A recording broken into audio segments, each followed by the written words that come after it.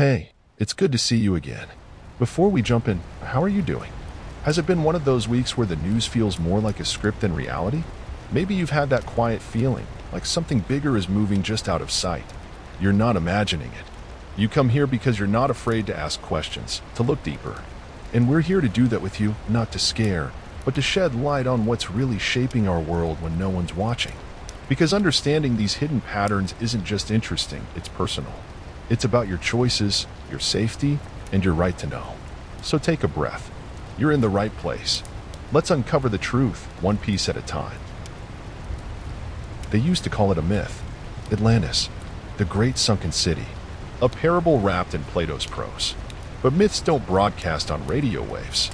It started quietly. In 1996, a marine communication station in the Azores picked up an anomalous signal, repeating, rhythmic, barely audible beneath the static of oceanic sonar. It pulsed every 11 minutes. The technicians dubbed it the Hummer and filed it away under unexplained natural phenomena. But someone else was listening. Across the Atlantic, an acoustic researcher named Dr. Nadia Velasquez was analyzing whale migration patterns when her hydrophones picked up the same frequency. It didn't match any known marine life or geological tremor. It wasn't random, either. It carried structure, timing, intention. She ran it through a frequency spectrum analyzer. The wave had a harmonic signature that shouldn't have existed underwater. It aligned almost perfectly with ancient solfeggio tones, specifically a tone known as Mi 528 Hz, the frequency of transformation, DNA repair. According to fringe theory, it was also the frequency used by lost civilizations for energy resonance. Atlantis wasn't just a city, some now believed it was a machine. And it was still humming. Nadia submitted her findings to a classified NATO naval archive. A week later, her lab was ransacked. Her backups gone. No official record of her report remained, except one, a vinyl record she'd pressed herself, a long-shot attempt to analog capture the signal. She titled it Echoes from Below. That record was dismissed as an art piece, forgotten in a dusty box, until 2024. A TikTok user played it on a whim. Overnight, thousands of people claimed to have had the same dream, standing before a glowing stone ring submerged in dark water, hearing a voice that whispered in a language older than speech. The signal was waking people up, and somewhere, beneath the Atlantic shelf, the machine was starting to respond.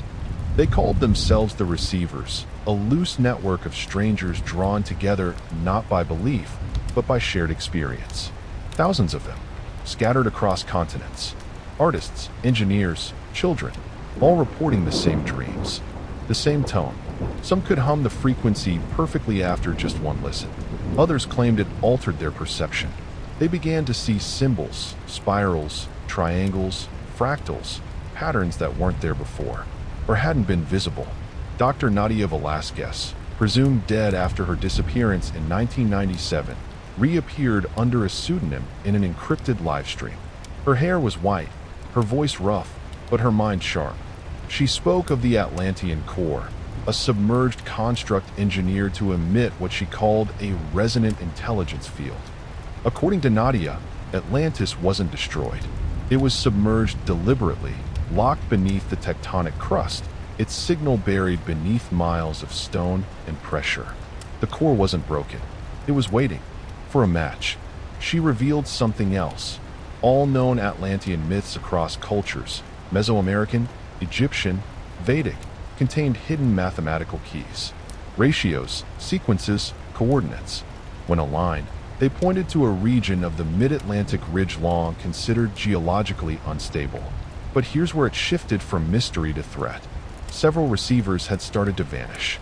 No struggle, no warning, just missing.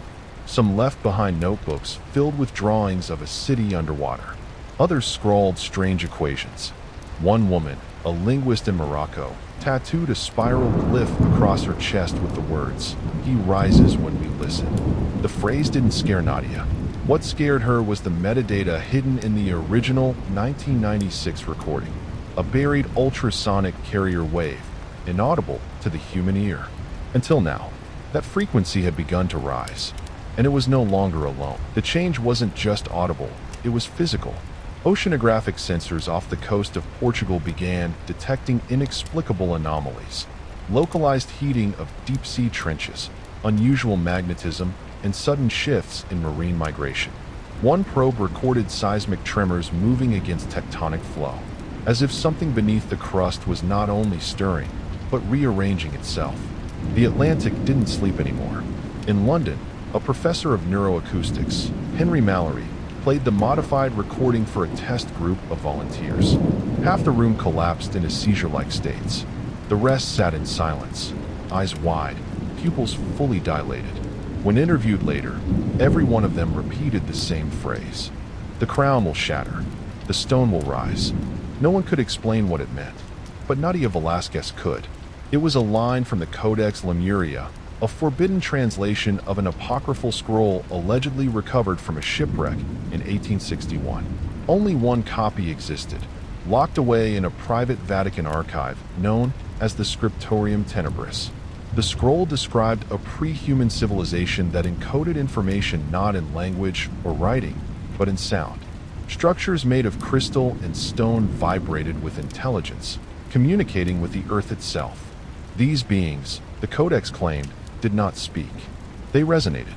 But when the frequencies became unstable, when the Earth's own tone fell out of harmony, the civilization initiated submergence protocol. The core was sealed, the cities drowned, and the survivors genetically scattered into early human lineages. That was the origin of the receivers. They weren't just sensitive to the signal. They were descendants of the builders. Now, as global frequency readings reached levels never recorded before, one thing became clear. The signal wasn't growing stronger on its own. Something, or someone, was amplifying it. And that meant the core was no longer just awake. It was listening. A ship launched under false pretenses.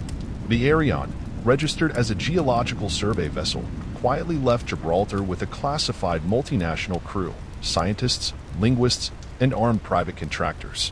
Their destination, a location marked only by 3 digits whispered in dreams and echoed across the signal's harmonics. 19.4 degrees north, 30.7 degrees west, dead center of the mid-Atlantic ridge. Among the crew was Lyra Imani, an exoarchaeologist recruited for her expertise in pre-deluge architecture.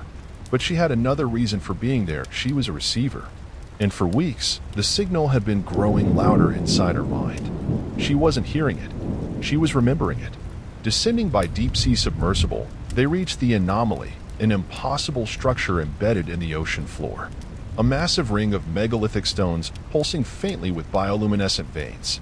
At the center stood a monolith, blacker than obsidian, humming at exactly 528 hertz. It shouldn't have existed. Not at that depth. Not in that form. Lyra approached. Her heartbeat synchronized with the rhythm. The signal formed shapes in her mind, memories not hers. Towering structures. Cities built with vibration, not tools. A sky lit by twin moons. And a warning. The core, long dormant, had not simply waited, it had calculated. The moment humanity reached a threshold of global resonance, through wireless tech, satellites, and artificial frequencies, it would awaken. But it wouldn't save us. It would correct us. Lyra touched the monolith. Her eyes rolled back. Data poured into her, fractals, languages, equations, all beyond understanding. Then, a final vision. A pulse rippling across the planet. Cities falling silent. Skies turning red. The Earth not breaking, but tuning. Back to the original key. Lyra didn't resurface with the others. The crew of the Arion returned fragmented. 3 catatonic, 1 missing, and 1 dead. The official report cited oxygen deprivation, psychological stress, and equipment failure. But the raw audio logs told another story. The submersible's internal mic captured a hum that crescendoed into a low, melodic chord, a perfect harmonic stack of tones not producible by any known machine. Then silence. Exactly 11 minutes later, a second frequency answered. On the surface, strange phenomena began to spread. Birds migrating off-season. Clock towers desynchronizing worldwide. Crystals forming in human blood samples. Receivers everywhere began to report the same dream. But this time, it ended differently. The glowing ring beneath the sea had opened, and something had stepped through. Not a god, not an alien, Something older. Something that regarded humanity not with hatred, but with disappointment. It hadn't been waiting for worship. It had been waiting for resonance. The moment when enough of us could hear it and respond in kind. From that moment on, a quiet war began, not of guns or governments, but of frequencies. Unmarked towers went up in major cities under the guise of 6G testing. Their true purpose? Disruption. A counter-signal meant to drown the Atlantean hum before it synchronized the planet. But it was too late. The Earth's magnetic field had shifted by 0.04%. Minor, meaningless to most. But to those who understood the Codex Lemuria, it was the first sign of a full resonant inversion. Lyra was never found. But days later, a new signal was detected, pulsing from beneath Antarctic ice. Not Atlantean, but similar. As if the core beneath the Atlantic had just sent a message to another one. And it had answered.